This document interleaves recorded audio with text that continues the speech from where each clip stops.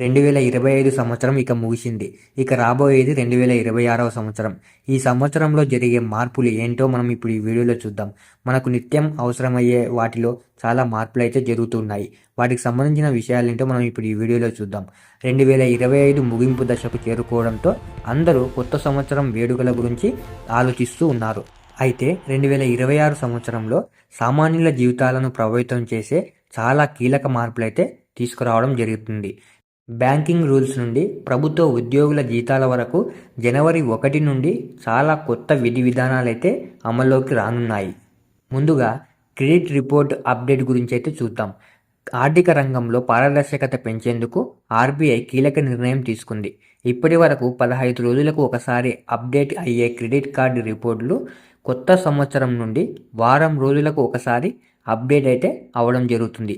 దీనివల్ల ఎవరైతే రుణం తీసుకున్న వాళ్ళు ఉంటారో వాళ్ళు సిబిల్ స్కోర్ వేగంగా మారుతూ రుణాలు పొందే అవకాశం, అంటే ఎవరైతే లోన్స్ తీసుకుంటుంటారో వాళ్ళ సిబిల్ స్కోర్ మారుతూ అలాగే ఆ లోన్స్ తీసుకునే ప్రక్రియ కూడా చాలా సులభతరం అవుతుంది అని చెప్తున్నారు.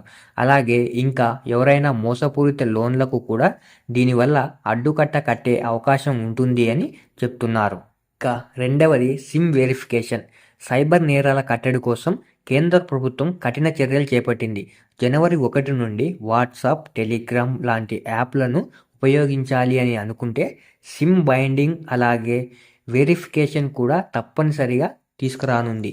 కేంద్ర ఆదేశాల మేరకు సోషల్ మీడియా సంస్థలు ఈ మార్పులు చేయనున్నాయి.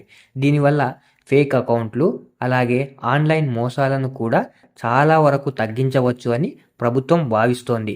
ఇది కూడా మనకు జనవరి 1 నుండి అయితే అమల్లోకి రానుంది.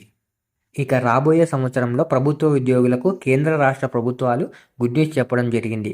ఏవైతే కేంద్ర రాష్ట్ర ప్రభుత్వ ఉద్యోగులు ఉంటారో వాళ్ళు 2026 సంవత్సరం వాళ్ళకు చాలా శుభదినంగా చెప్పుకోవచ్చు. జనవరి 1 నుండి 8వ వేతనం సంఘం సిఫార్సులు అమల్లోకి రావడంతో ఉద్యోగుల జీతాలు పెరగనున్నాయి అని చెప్తున్నారు. దీంతో పాటు పెరిగిన డిఏ కూడా ఇందులోకి జమ కానుంది.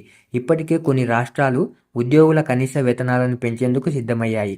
ఇది లక్షలాది మంది ఉద్యోగులకు ఆర్థికంగా ఊరటనిచ్చే విషయమని చెప్తున్నారు. ఇక అలాగే గ్యాస్ ధరలలో కూడా మనకు మార్పులు అయితే రానున్నాయి. ప్రతి నెల ఈ ధరలలో మార్పు వస్తూనే ఉంటుంది. ఇక అలాగే మనకు జనవరిలో కూడా ఈ గ్యాస్ ధరలలో మార్పు అయితే వస్తూ ఉంటుంది. ఇక 2026 సంవత్సరం ఆర్థికంగా మరియు సాంకేతికంగా విప్లవాత్మక మార్పులకు వేదికగా మారింది అని చెప్తున్నారు. ఇలాంటి మరిన్ని ఇన్ఫర్మేటివ్ వీడియోల కోసం మన ఛానల్ను సబ్స్క్రైబ్ చేసుకోండి.